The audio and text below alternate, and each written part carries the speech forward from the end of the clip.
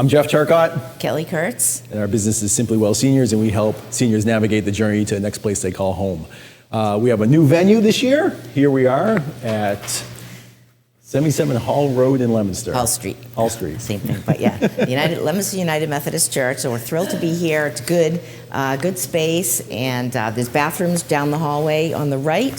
So if anyone needs that, please feel free to do that. There's some waters in the back, as well as some handouts and some papers for taking notes and things.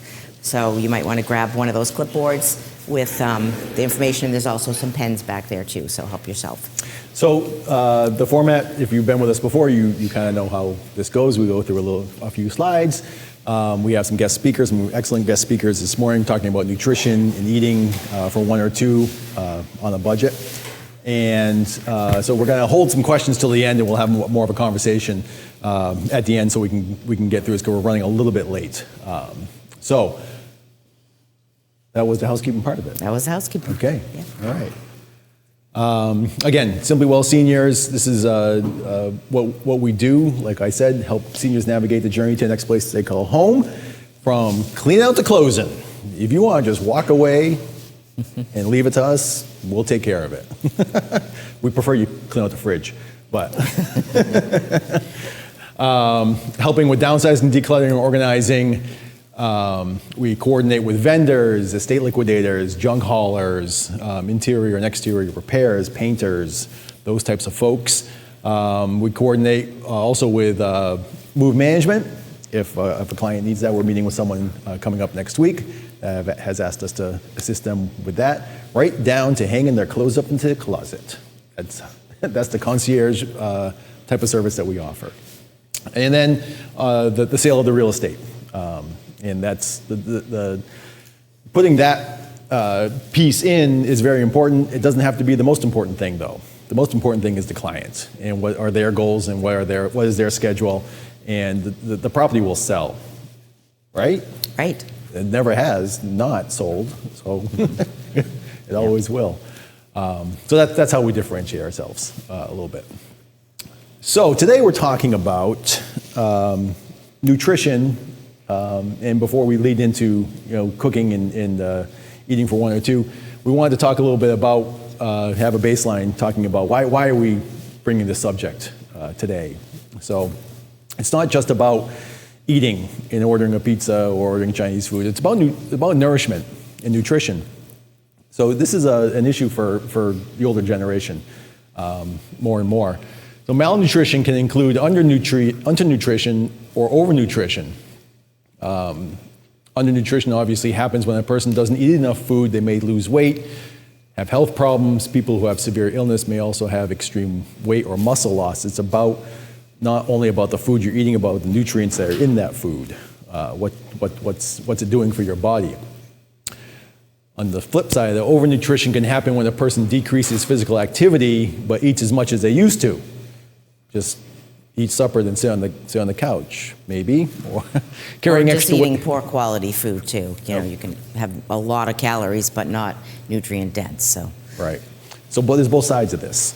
About 10% of older people living in their own homes don't eat enough, and 1/3 of people living over the age of 65 eat too much. More than half of people in hospitals and nursing homes have malnutrition, poor nutrition, or poor diet. So it's a problem that can be addressed, but just to make people aware of this. Talking about how poor nutrition affects seniors, these are some of the things that can affect nutrition and the amount of nutrients that folks can get. What we've seen with other clients is they just don't have an appetite. They just don't want to eat. I don't have that problem. But they may have some difficulty chewing or swallowing. Possibly there could be some dental issues. Limited income. Food's expensive. good food's expensive. Healthy food's expensive. Right. Or they may have a lack of access to fresh foods. Maybe they can't get to the grocery store to get the fresh food. And maybe the closest store that is closest to them is the 7-Eleven. And that's where they're doing the grocery shopping. So these can result, obviously, in malnutrition, weakened immune systems, decreased muscle mass and strength, possibly osteoporosis, anemia, and also depression. We've talked about that in other seminars about the Because we know that food and eating a lot of times is a very social event for people, and if now you're living alone or you're trying to cook for yourself, you don't have the motivation sometimes to sit by yourself and eat. So that's where we see a lot of people decide not to eat, or to eat some crackers and cheese every night, or something that's easily prepared, from the grocery store, processed food. So, hot dogs. Lots of hot dogs. Yeah, lots of hot dogs. Lots of stuff. So we'll run through this quickly as well. Again, we talked a little bit about health-related contributors, swallowing difficulties, medications that may affect someone's appetite as well. That can affect somebody's eating habits. And we just talked about depression, lack of social interaction when you're not gathering with others to eat, or the inability to cook, which leads to a reliance on ultra-processed foods that are low in nutrients and high in sugar. A lot of ultra-processed foods tend to be. So, why eating well matters? Well, promotes brain health and memory retention. As we get older, sometimes we forget things. I almost forgot what I was going to say, but as we get older, our memory can wane. Enhances cardiovascular well-being, obviously.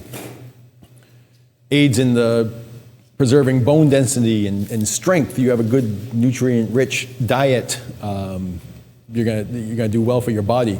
Improves muscular tone and functionality. Strengthens your immune system so you're not going to get sick, so you can fight the illnesses. And supports healthy digestion and gastrointestinal processes. I wrote this, I can't even read it.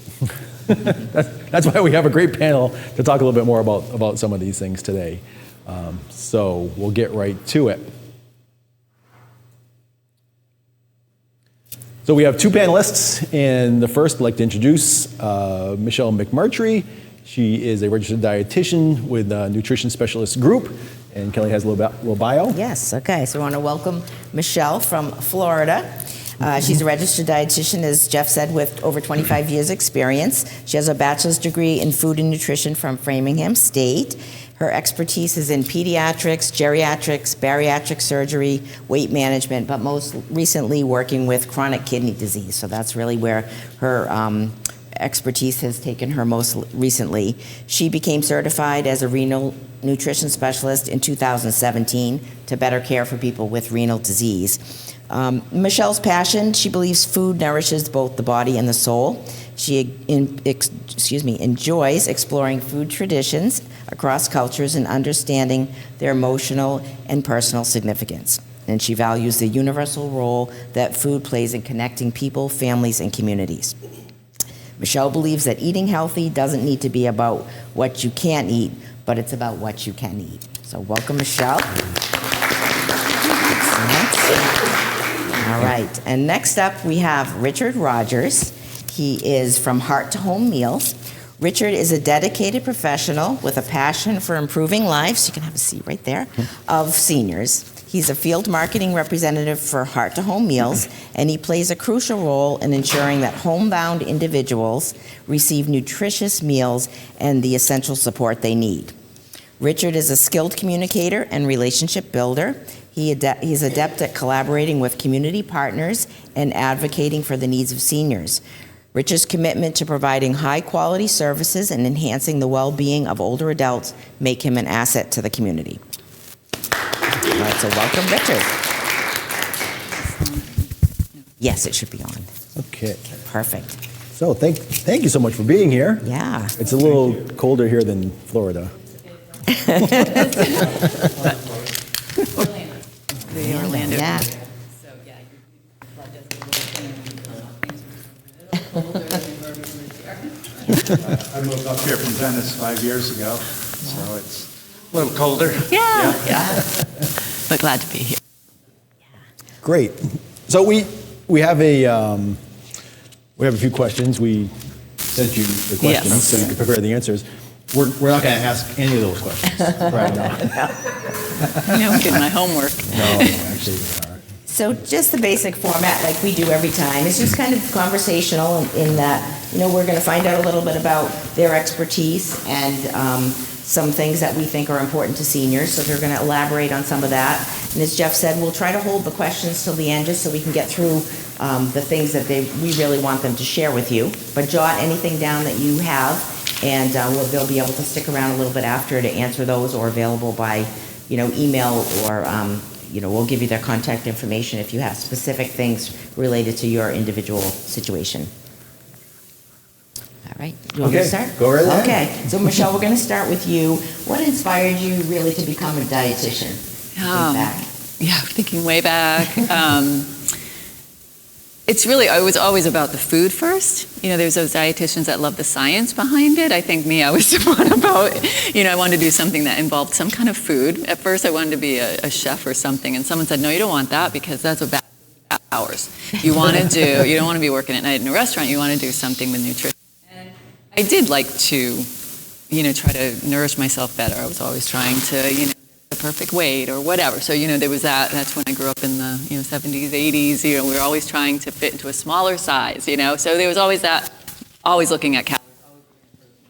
So, and then when I got into the nutrition, that still does, I still get nerdy with, numbers and, looking up calories and milligrams of stuff. And, but yeah, it was more of kind of the food first. I enjoy talking about food and eating food, and when I talk to my clients, it's always fun to say, well, what did you eat? And then we just talk about it and then go off on a tangent about what they eat and come back to what they're eating and how can I make it better? How can we include those foods and then make it better? But it's really I like to eat. Yeah. So it really comes back to the meal, which is why, in my bio, it's important. Food's important. Absolutely. Absolutely. And it does definitely connect people. Yeah, Good and people conversation. dietitians always have like a good cop, bad cop, is that what it Good is? cop, I'm a bad food cop, police, Yeah. and they don't know that we aren't gonna keep taking things away. That's who, people think we are, and the opposite, That's honestly. great. That's a Give good more. twist on it. Definitely. And Richard, how about you? What inspired you to become a service coordinator for Heart to Home Meals? Well, a lot of things. I started out cooking when I was young. I'm an Eagle Scout. I had to learn to cook outdoors over an open fire and cook complete meals. My family and my grandmothers, my aunts, my mother were all great cooks. And I am one that loves a lot of flavor. And my late first wife was Italian, and I learned a lot about herbs, spices, all these things from her, and really got me started on that trajectory. And then started working with programs like Meals on Wheels and adult daycare, and seeing the nutritional value in people eating and the changes that were made and improvements just through nutrition, as well as the other aspects of brain health. And then I also opened a home care agency later in life in Florida, and then sold that to move up here and get married again. And in between, I became a culinary instructor and then eventually chef, owned my own restaurant and bakery. And one of the things that happened during that time was I had a gas oven explode and cause a traumatic brain injury. And at that point, I lost over 60 pounds. I lost my sensation of hunger. I forgot to eat. I was surrounded by food. So that's kind of an ironic story. I wrote a book 25 years ago, which I'm still in the process of getting done, which is the story of that and memories of family and friends and eating, cooking, and all of those things, and trying to get people to get back together, invite their friends and neighbors for meals, things like that.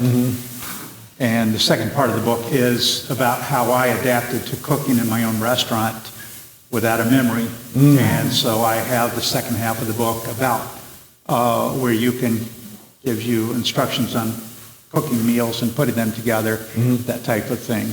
And of course, there's some information about brain health and basically the brain health factors that include nutrition as key. And so that's a lot of why I became that. And the company I work for has a great business model like I grew up in, no minimum, no subscription, free delivery, great customer service, and very high quality foods with a 5-star chef and another chef. So that definitely attracted me to this position and to this company. Great. So how great is that? We have two really highly skilled people. I mean, this is fabulous. So we really welcome both of you here. Fantastic. Yeah. So that I appreciate all that information, Richard. So let's talk a little bit about, we're talking about seniors cooking, either they're alone or maybe a smaller family, or the kids are out of the house. So what are some of the misconceptions? I think, Michelle, you tapped in on some of it. That's not all about taking food away. It's about bringing ingredients in. When you both had kind of first started talking to me about it, it was like, what I think of is, how. So the question was, how are they going to cook smaller? Right. And some people, they just overthink, and then it becomes overwhelming. I mean, I do have most of my clients are older, and they are in this over 60, over 70, and then they have chronic kidney disease, and now they need to kind of learn, and they overcomplicate it. And I'm like, well, what do you typically eat for breakfast? What would you like to eat? Well, why can't you do that? Why can't you, simply make some oatmeal, put some nuts on it, or things like that. So I think that part of it is like this overthinking of cooking, when it really is, there's a couple things that they can do where, it's okay, you cook one meal, you package it up and you put some in the freezer, or if you on a day you feel good and you have extra energy, you make a meal and you make more than one portion and you kind of put it in the containers. As I was talking to Kelly, what are some containers that you use? You make one meal and you put it in the containers and put it in the freezer. And But I even had a lady, I read that email, she was like, I just want simple meals. I can go to, to Publix and pick something out in the freezer. And I'm thinking, I can bring her down the freezer aisle, or I can just kind of tell her some other easy ways to cook, right? You have your basic staples in the refrigerator or in the cabinet. You have rice, you have your starch, you have your vegetable, frozen vegetable, canned vegetable, or fresh vegetable. You just kind of put it together, whether it be a casserole, whether it be rice, you can cook one big portion and then serve it for a couple days. I think that it becomes overcomplicated, which is one of those handouts I had given. I had, what are some simple meals that can be done at home? But it's the overthinking and then overwhelm and then fatigue. And being able to stand being able to stand that long too. This one lady would say, I made this meal, and I was like exhausted at the end of the day. And whatever she was doing, she was, I never ate it, Michelle. I was like, you cooked your veggie burger. You made this veggie burger out of, black beans. You did what the recipe said. And when she was done, she was 83. She's like, forget it. And I was like, you did so well, Catherine. So sometimes that's it. They are tired. Yeah. And life is tiring. And doing the dishes, she wanted a clean kitchen. So it becomes a step of I have to cook, I have to think, I have to cook, I have to prep, I have to eat and clean. It's like way too much. Whereas with Richard's home meals, things that are already prepared and ready if they're delivered, and you can speak a little bit more on that, for those types of clients who that is exhausting, or the days that it is too overwhelming to do it, rather than eating a bowl of cereal or cheese and crackers, you could take something healthy out of the freezer and have a meal that's already been delivered to their home. Is that correct? No, absolutely. There are people that still love to cook, but they don't want to cook every day. Yeah. And so they like to be able to, on those days, pull something out of the freezer and pop it into the microwave and have a complete meal without going to a lot of trouble this way. It's like when I was a widower, even though I was a chef, my meal consisted of either broccoli, or the next day it was sweet potato, then the next day it was chicken. So after 3 days, I had a complete meal. After 3 days. So it was like I didn't feel like cooking a complete meal at one time. The other thing is I don't like to sit at a table by myself. This morning my wife, I got up early, my wife is still asleep, so she put her retirement picture up, this big picture, in her chair for me because I won't sit at the table unless someone's there. So now she says you could sit at the table now, so I sat at the table with her picture. nice. So that's part of it too, is the psychological aspects of that. But the other thing is, like you say, you're exhausted by the time you cook everything and prepare everything. That, yeah, you want to just have that broccoli, Yeah. and that's it. And you're full on that. And so why bother having protein? Why bother having something else? You know, and then you get into the whole undernutrition, malnutrition. But I love cooking for other people, and other people do too, but they don't really care to cook for themselves. And so that's one of my main point with my book, is that food is the vehicle that brings people together. Yes. And so that way people will prepare a whole meal if they know that their friend is coming over, their neighbor's coming over, maybe family members. And so that's part of it too, is that might change their attitude towards preparing a meal as well. Right. Yeah. So it sounds to me like there's a little bit of planning, and Kelly and I are big planners. We're all about the plan. But there doesn't have to be extensive amount of planning. No, I break things down into halves, right? So I think you don't need to do 7-day planning, but can you do two 2 days out of the week? You cook on Sunday, you cook on Wednesday, and you maybe what's a meal plan, and you write your grocery list, or you do this. After a while, we all eat the same thing. We go shopping, is in our grocery list, kind of the same thing, right? So you have them kind of think about those same items that they want to have, or maybe that one, so they can kind of pare down their shopping list. Don't make it overwhelming. You know what you like to eat. But then the other thing is pick 2 days that you make, or maybe one day that you're going to make something extra. And then you're going to have it for 2 days later. But I also, in part of what we do, and I just love that I just eat broccoli, just eat sweet potato, just eat chicken, because it's like, well, no, that's not. I have, we all have probably seen My Plate, right? The government My Plate, it's way better than the food pyramid, but because it has every aspect of what everyone needs, everyone. It works for diabetes, it works for kidney health, it works for weight management. It just works. And so you have to, and I always say, where's your vegetable, where's your starch, where's your protein? With protein, it's less for people that have kidney disease. It's not for the older, which that's part of the questions, what are their needs? But you have to kind of think, that's how I plan meals, on, that level. And I try to teach them, well, we've got to put the pieces together. And the pieces together are nourishing so that you can get and thrive and have brain health and have energy. You just eat protein, you're not going to have carbs for energy the next day. You're going to be tired. So, it all fits. But I don't know what And Richard, do your meals kind of follow the My Plate in terms of having a protein, a starch? Absolutely. Okay. Yes, we have a nutritionist on staff. Okay. That make sure that, So they're well balanced that way? absolutely. Yeah. Yeah, that's the idea, is that nutrition is just as important as the quality of the food and the taste of the food as well. And so it does need to meet the requirements. And of course, we have the different diets too, whether it's diabetic, heart healthy, or even renal for kidney patients. So we have those, and then even breakdowns of things without certain allergens as well. Which is very different than Meals on Wheels, because my understanding from working in healthcare for a lot of years is there weren't, on Meals on Wheels, home delivered, there weren't many diet options. It was like you got whatever was being served. There weren't a lot of... So the Meals on Wheels, I worked in the Orlando seniors, the seniors first. And so I was a dietitian for the Orlando, and do the menu. The menu was created by someone else, but it had to meet 1/3 of the recommended dietary allowance.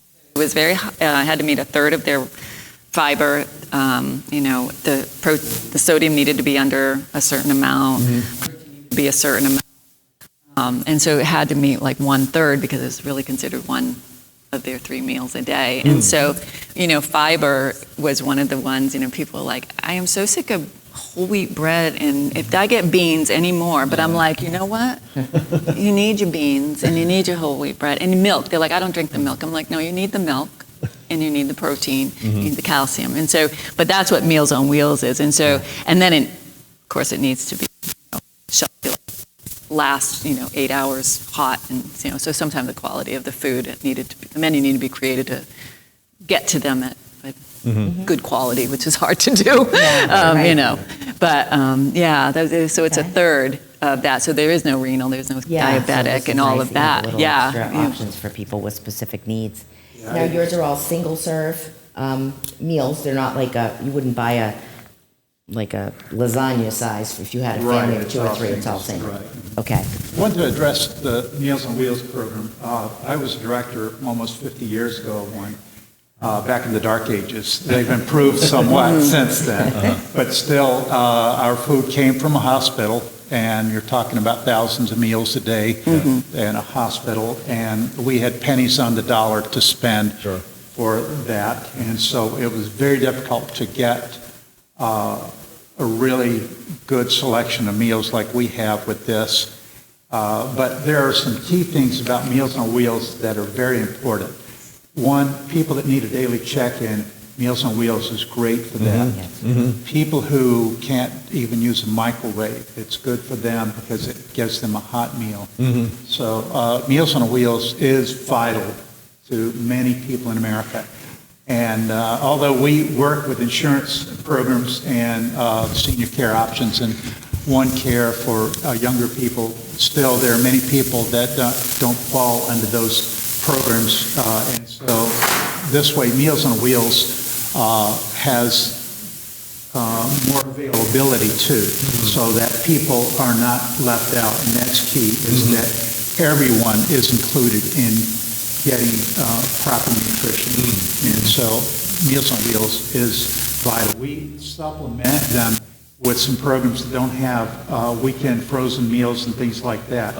So that's right. They we would do definitely are 5 not days. a competitor. We are a supplement I see. of that. And for people who are not satisfied with it, they quit the Meals on Wheels, they will then go to us as an option as well, so that they still get the nutrition. So we are an option, but we are not trying to in any way take away clients or customers from Meals on Wheels, but actually help them any way we can. Great.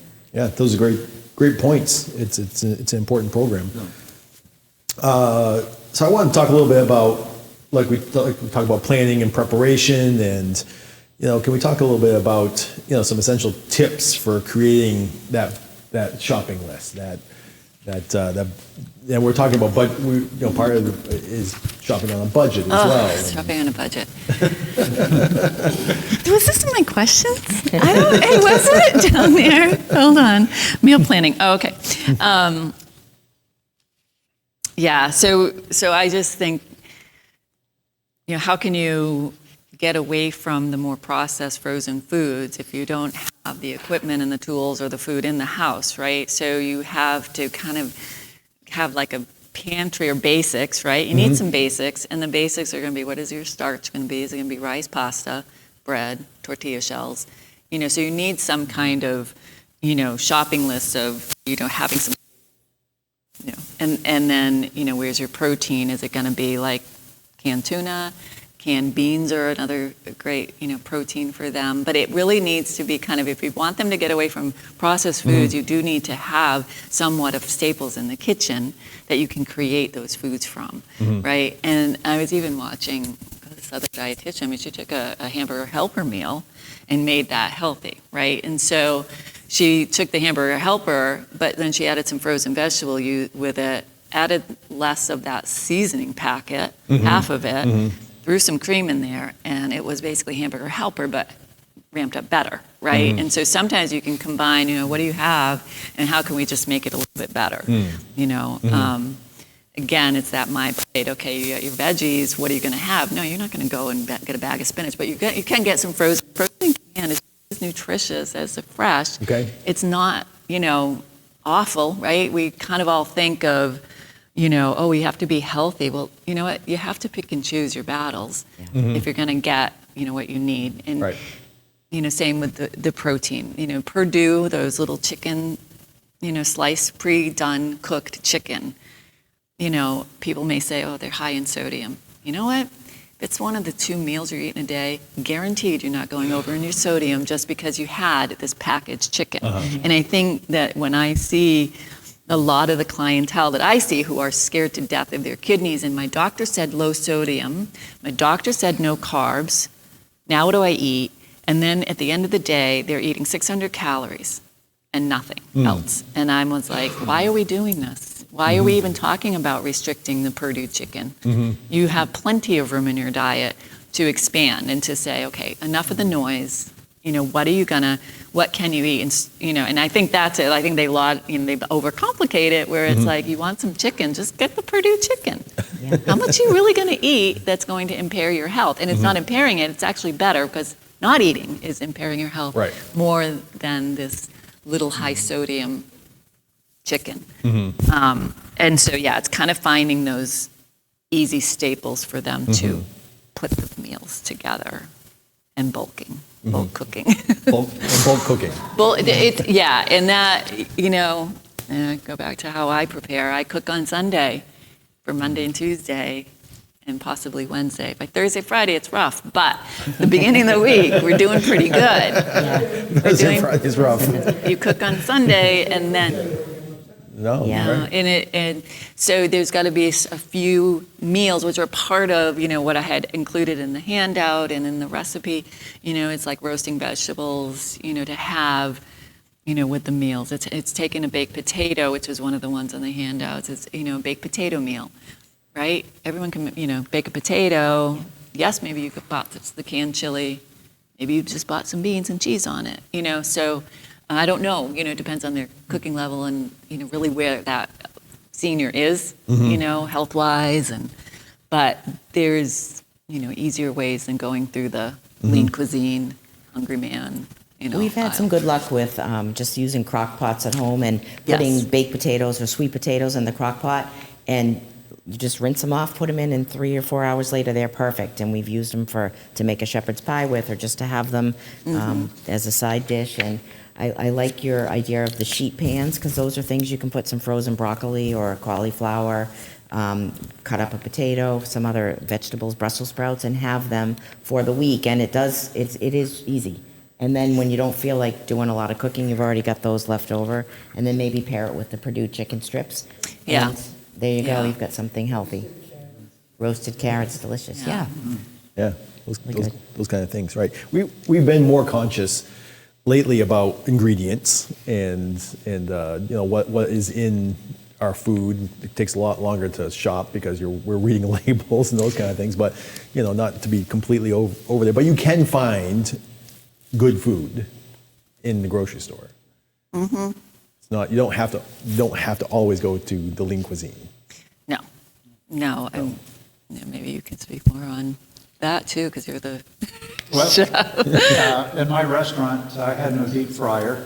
We grew our herbs hydroponically and then out in the planters around our restaurant, and did mostly baking, roasting, braising, sautéing, and cooked a lot with the herbs. Used lemon zest, lime zest, orange zest, things like that. Other flavorings, a lot of garlic, which is very good for you, as well as onion. All these flavors to enhance the foods. Use very little salt. And those were some of the things that set us apart 30 years ago with our restaurant, was that the healthy cooking. And people enjoy that. We still had some decadent things with our desserts and our pastries, since we had a bakery as well. And we also had cooked a 12-pound prime rib some Fridays for a special occasion, things like that, but mostly seafood. We were right there at the coast. We went a block down to the waterfront and got fish literally off the boat. Nice. And so it's mostly chicken, fish, and duck, lamb, and a little bit of beef once in a while. So it's just using a lot of flavorful foods without having to use a lot of fats, bad oils, and a lot of salt. And people weren't used to that. It was educating people to that. But then once they got used to it, it was like they were kind of disappointed in other restaurants after that. Right. Because they didn't use the herbs and spices, they just deep fried everything. Right. Said, well, we're going to depend on the fat and the salt. Yeah, and That's what restaurants. keeps people addicted, is to keep coming back to the fat and Yeah. salt, as we know. Right. Now, Richard, what's the average cost of your individual meals if someone were to buy a meal from you versus buying what Michelle's saying, getting the chicken at the grocery store and all of that? Most of them run about $8 to $10. We do have some mini meals, which are a little less, and some hearty meals, which some couples share that are a little more. But our seafood tends to be $10, $11, $12, 12 something, a little higher, obviously. We use haddock and cod, salmon, and now we even have a shrimp dish, which I'm excited about now too, which is lemon garlic shrimp. Nice. So our chefs do a really good job with the flavors, and we do a few ethnic cuisines as well, Oh, great. and some vegetarian meals, which in my restaurant twice a week we had a truck that came by, the pickup truck, fresh produce. Vegetarians always knew which day that was, and they'd always come in. And sometimes we even create meals at the table from it. So Oh, wow.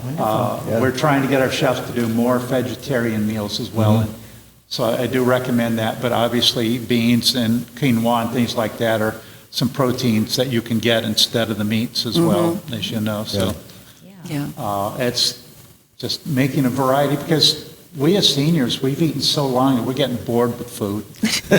And so it's like making something new and different, flavorful. Sure. Otherwise, we don't feel like eating. Right. And so that's key. Yeah. Yep. Yeah, and taste buds change over time as well. You don't, things don't, you need more salt sometimes, or sugar, it seems, to tempt your palate than you used to. But the spices are a great alternative to try something new. Now, you said there's no minimum for you on your meals, so people could buy one, they could buy 5, they could try a couple different ones. Absolutely. And we've got a promotion that we run, any 4 meals for $24.99 just to try. And we have a satisfaction guarantee. We're really an old-fashioned business like I grew up in. And if you're not happy, we give you your money back or replace it or find you something different. And so we want to keep our customers satisfied, happy. Nice. Good. Well, I feel my stomach rumbling because you're talking about all this great food. And then I'm sure that it all tastes delicious. And when I was growing up, being full was no reason to stop eating, as long as it's tasting good. You want dessert? So true. Yes. Well, I'm Yes, of full. course. Well, what's that got to do with it?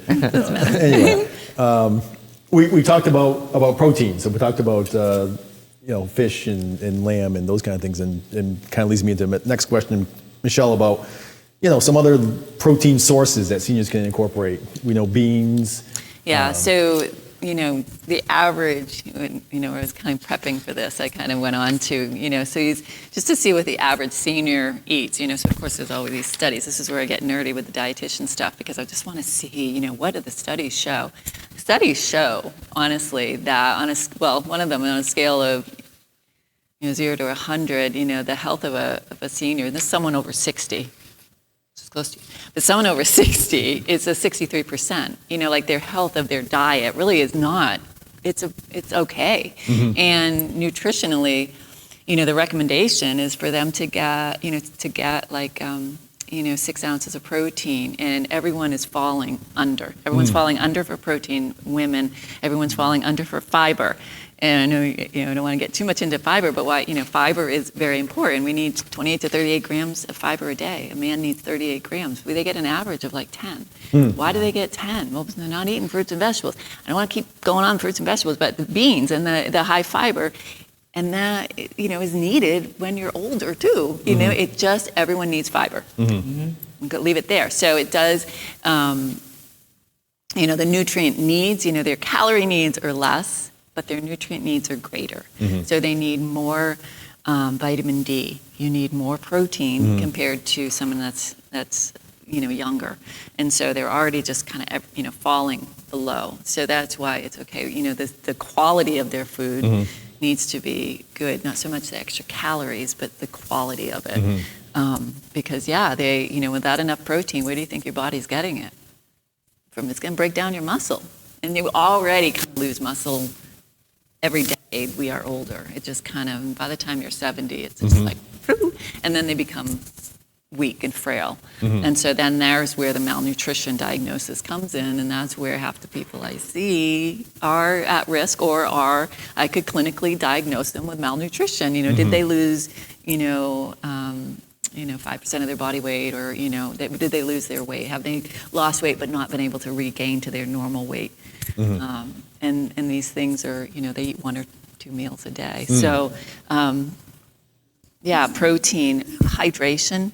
As you get older, you talked about appetite, but you don't get as thirsty. They don't have that thirst mechanism either. Like that is impaired a little bit. So up here, when it's cold too, in Florida, sometimes they even have issues trying to drink enough in Florida, even though you'd think they're so hot, you'd want to drink, but they just, their hydration is also lower, and they're at risk for, kidney issues. I always have to say, how much did you drink today? So hydration, appetite, absorption of vitamin B12 is impaired. And you get B12 from protein.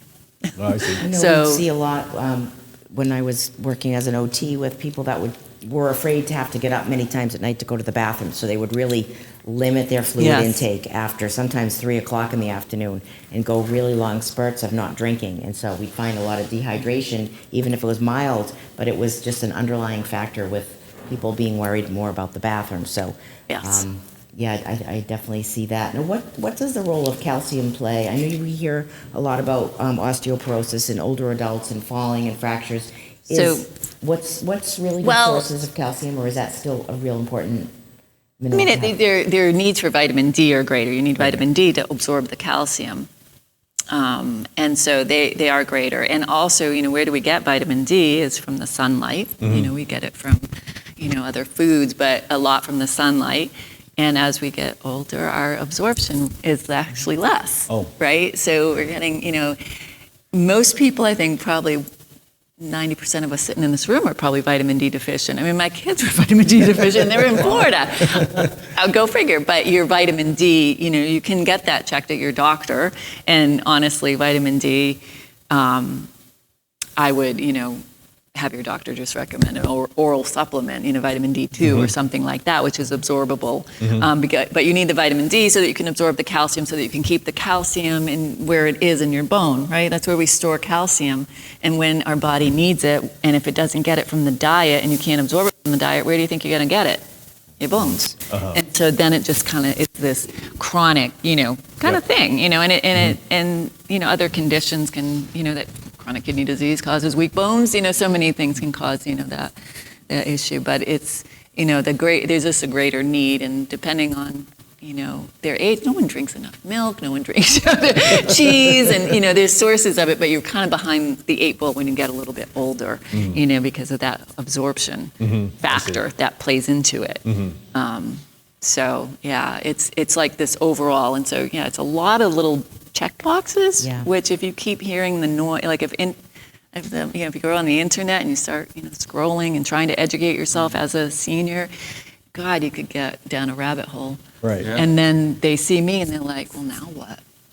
What's my doctor says this, the internet says that, and then it's like, well, you pick and choose the priorities of what's going to be the thing that's going to move them, healthier or forward. Is it just overall calories? Getting them eating, not being afraid of eating fat. Peanut butter. I don't care about butter. I don't care about margarine.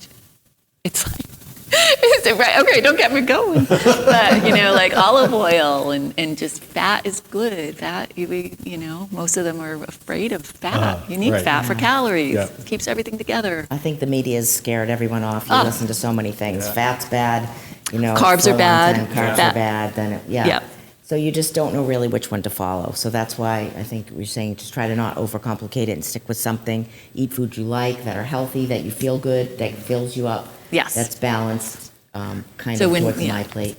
Yeah, the My Plate. And, if you see a senior that's just kind of going, and you can tell, I don't know who goes in the home in this group, but, or to see seniors that, you had even mentioned some people that you met that were like just not eating. It's like, No, they'd have a frozen pizza in the freezer and it didn't even feel like preparing that. that. Yeah, it Yeah, really it wasn't doesn't even- have to yeah. be perfect. You know, you really have to meet them where they're at too. You know, and that's a lot of it. You know, I have a lot of people that do, you know, seniors that do really well. You know, and we share cooking tips when I'm talking to them, and then there's some that that aren't doing so well. So, you know, if you're ever kind of meet them where they're at, what can you do? You know, Right. To help them, little steps. Yeah. Just something to add, Richard? Well, the people that are concerned about fat intake, a lot of times cut out too much fat, and several, 4 or 5, at least vitamins are fat soluble, which means that you can't absorb them. Even if you're saying, oh, I'm taking a supplement, if you don't have the fat to break it down, you don't absorb it. I see. And it's just like the vitamin D with the calcium. Yeah.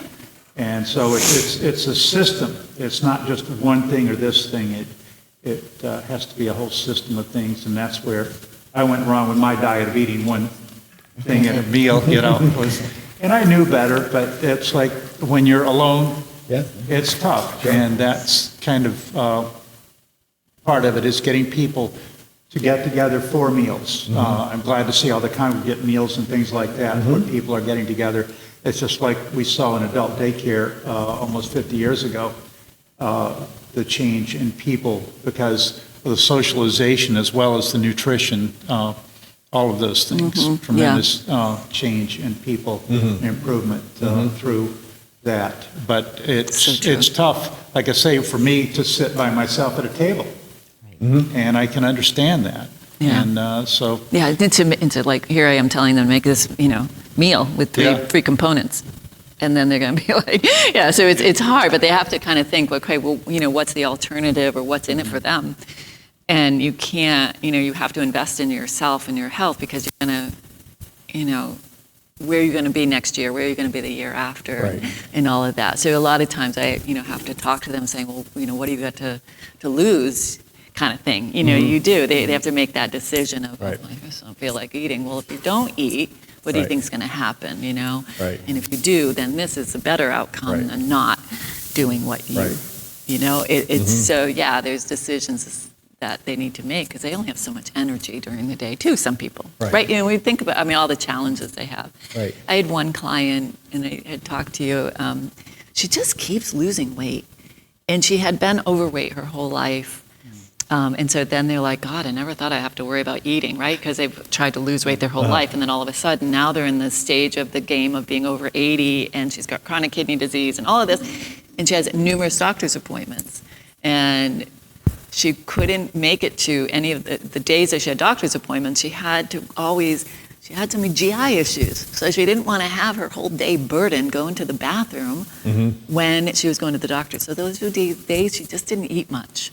And so over time, this woman that was over 200 pounds, like now she's in the 120s, I said, you can't go any lower. What are we going to do to make sure you're nourished? You know, because she still had life. She still had things she wanted to, she's still living, you know, she had children around her, things like that. So it was saying, well, then when you're home, these are the day you bulk up and eat a little more. And then when you have your day full of appointments, then it will make up for that difference of when you're on that low end. So we don't think about what other challenges they have, you know, that they don't want to tell you about. They don't want to tell you about all the other issues they might have in their, you know, with their eating. It's all connected. Richard, you're pulling that together. It's all connected. So why, you know, I don't want to sit alone to eat. So why should I even cook? It's you know, and those kinds of things. But and also the energy to it. I just don't have the energy. I'm just going to sit down and that kind of thing. But it's all connected. So not just making recommendations or suggestions. This is what you should do. Why? Sometimes diving in a little bit deeper, why aren't you? What else is there? What else is going on? And that's where we see in the real estate business when people are starting to downsize, thinking about assisted living communities, because that is one of the biggest components of being at assisted living is the socialization and the beautiful meals. Most of these communities have, you know, award-winning chefs, and they make the whole day around the meals in the dining room. So we see people oftentimes who are failing at home once they go into a community like the Gables, from where Patty's from, that they thrive because now they're excited, they're going to have socialization, they're going down for meals. They don't have to worry about cooking, but they can enjoy what they like. So we definitely see that social component is huge. And we've also had, you know, people that we've recommended that maybe live in a a neighborhood where they might have another neighbor who is maybe, if they're a widower, maybe another widower, that they may pair up a couple days a week and say, hey, let's have lunch together. And it doesn't have to be going out to lunch. It could be, I'll cook today, you come to my house, and Wednesday I'll stop over your house, and kind of building camaraderie that way, and helping each other out, but then feeling like you're preparing and you're sharing with somebody else. So that can be a nice component as well. So I know that both of you did a really great job preparing for some of these questions, so I want to make sure we get to the ones that you prepared for Yes. the most. So Richard, which was one of the next questions that we were going to That you feel is important dive that we into haven't during- really touched on. We kind of mixed them together, but there's some other points that you feel important to share. Love to have you do that. But some of the things about frozen food that you can look at are the convenience, especially in bad weather when you can't get to the store. The nutrition, it's overseen by a nutritionist, and the food is frozen, so it pretty much maintains much of its nutrition that way. You get a variety, over 150 selections in our catalog. Portion control, and some of us have trouble with that sometimes. And this way, it controls the portions, and you have the support for special diets. When I had a home care agency, it was tough for some of my caregivers to provide special diets for the clients. And this way, even with home care, they can be assured that their clients are getting the proper nutrition as well. Independence, and that's key. When people stop eating, they get so weak, they fall, they end up in independent living or in a nursing home because they want to stay in their own home like my father did. And so it's a matter of eating properly to maintain the health to stay independent. Safety in the kitchen. A lot of people that have difficulty, they may cut themselves, burn themselves, that type of thing. Leave a burner on like my grandmother did when she had Parkinson's. So there are a lot of reasons for that. And then the social interaction. When they call us on the phone in Marlboro and we talk to them, we spend time on the phone with them. When our drivers go in, they spend time talking with the person. So there are a lot of key components there to that aspect of it. But it's still important, and with my book, I promote people cooking, even if it's just 1 or 2 times a week, to invite somebody over to have food with them. And I even have a tea in there so they can have just an afternoon tea with 1 or 2 items or however many items, or get together a little social event as well. So it's socialization is a big part of it. Food brings people together, from the Last Supper to, and when I say, how many disciples you think would have shown up if they didn't have the Last Supper? So it's and here we are in the Methodist Church, so it makes sense. But so food is the vehicle that brings people together. Every time we have a network meeting, and Carol has one of the best network meetings, the Metro West meeting, and we always have food, and that brings people together. I don't know if we'd get half the crowd if we didn't have food. So I'll give Michelle the same opportunity. I'm sorry, I apologize. Go ahead. No. The same opportunity. It was something else that we did. I haven't covered that you prepared that you wanted to I don't think so. I was just enlighten me. Enlighten you. I really don't have much other than, again, depends on, there's so many different levels of seniors, right? You've got the young seniors who don't have any issue with cooking, and then you've got your seniors that are moving and transitioning and having, and then are failing, but not, that are kind of failing where they are living alone, and they need to move on to something smaller and all of that. So I think that, if we're talking about how do we cook healthy for 1, how do we cook healthy for 2, again, just going back on, what can freeze well, soups, what can bulk up, what can do the crock pot. And I am definitely an 80-20 person. That's what we promote in our group, like 80-20. If 80% of the time you're doing kind of what you should be, that's what is going to promote, or that's what you are, the 80% of what you do all the time. The 20% is not. So it's trying to get those people to go, instead of doing 80% not eating, or 80% not cooking, or 80%, that you just, a couple times we're going to do a frozen meal, or a couple times we're going to do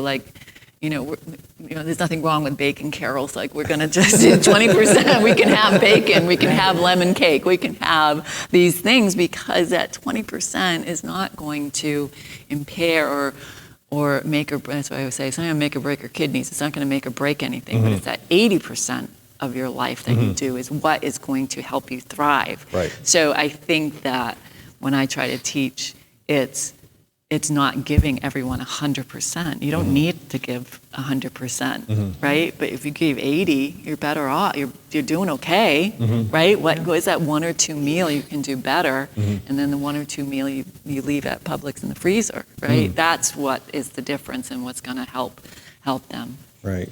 So with your clientele, do you have a range of folks that are still snowbirds, or are they coming back and forth? There's a couple, snowbirds, but yeah, I saw, one gentleman, he's living in Rhode Island, but then I saw him in Florida. So it's the people that I see are mostly like ones that stay in Florida, credentialed with Medicare. So a lot of them go through their Medicare to get the nutrition counseling. They cover that, straight Medicare. And my clientele is it's a chronic condition that I work with and specialized in. It isn't going to go away. It's kind of like diabetes. You always have diabetes. You have to now manage it. And so a lot of times these people, they get diagnosed like later in life. I had one couple, they had kind of just retired. They were 70, young and healthy, and then his kidneys had failed, and then it just scared the bejeebus out of them of going, well, we just bought our boat and we just did all of these things that we wanted to do. But so there's this little unknown of this, of people that are diagnosed with this disease. But a lot of they're older, and it's a chronic condition that they now need to manage. And talk about trying to manage something when you're, in your 70s. It's just like another thing. Like, what now? And why does my doctor not tell me anything? And so there's that time that they need to have somebody just meet them and talk with them, which is what, we do. I'll spend a lot of time just talking with them. What are their fears, especially around eating? And then once you start Googling kidney disease, it brings up a whole list of accurate and inaccurate information, which causes more fear. So it's a chronic condition. I always, have seen them multiple times, or have a program that I, for three months that I see people, because it's not a one-time type of decision or conversation. It's a lifestyle change that is really ultimately going to help them. So one, it's not just relaying information one way. It's a conversation. It's a lifestyle changes, and what can I do to help them just overall improve their diet to protect their kidneys, and that they can do the things they want to do, and not worry about DaVita down the road, right? That they do. That's right. I had a couple points I wanted to make, because we talked a little bit at least in the description of the seminar, about kitchen safety and organizing your kitchen and things like that. So from my OT side of background, just some of the things that we would look at or help seniors with is safety in the home, in terms of, if you're cooking a lot of different foods, making sure that your pots and pans or the things that you're going to use are easily accessible, that you're not trying to get on your hands and knees and climb in the back of the cabinet to get something.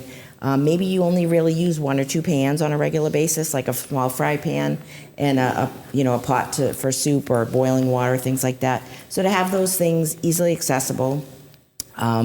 Utilizing, you pretty much, if you're living alone or 1 or 2 people, you're using kind of the same plate every night for dinner and the same silverware and things. So sometimes we'll even instruct people to kind of keep their dish drainer on the sink with the plate that they use for lunch that they wash. Now it's just in the drainer, and they can use that again for dinner. Just kind of making things really easy. You can use disposable, we're all about the environment, but paper plates sometimes are a good option if you don't want to do a lot of dishes, even plastic utensils, things like that. And just having a crock pot that you maybe keep on the counter that you can use easily, so you're not going down to the basement or going down to lift something up heavy where you could lose your balance and fall. So just trying to think of those things, and just being a little more mindful of your surroundings, and make it as simple as possible. Those are all really good points. So that cabinet that's above the refrigerator, the one that goes way back. That nobody can get that to. nobody can get to. Don't put the crock pot Don't up put the crock pot up. So I think we're just about out of time. Michelle and Richard are going to be here to answer more questions. They have some materials in the back, so avail yourself of those as well. And I want to remind everybody, our next seminar is going to be in February, right here, February 12th. We're going to be talking about aging in place with confidence. And what's the plan B after that? We're going to be back here in March talking about technology. We've asked Carol to join us as well for that day. And so we hope to see you again. And I ask everyone one favor. Bring one friend with you next time. Then we'll have a real. And if you have any feedback, there's feedback forms on our clipboard. We always appreciate it. As we said, this is a new venue. We're talking about maybe having coffee next time. I don't know if people would enjoy that or not, or people just bringing their own drinks. However, we wanted to make it comfortable. We want to have more people come. We feel like we're providing a lot of good content each month with different topics and some great speakers. So we really want to get the word out. So as Jeff said, if you know someone that might be interested, please pass the word along. And we appreciate you coming. Yeah. So let's give a round of applause for. Yeah.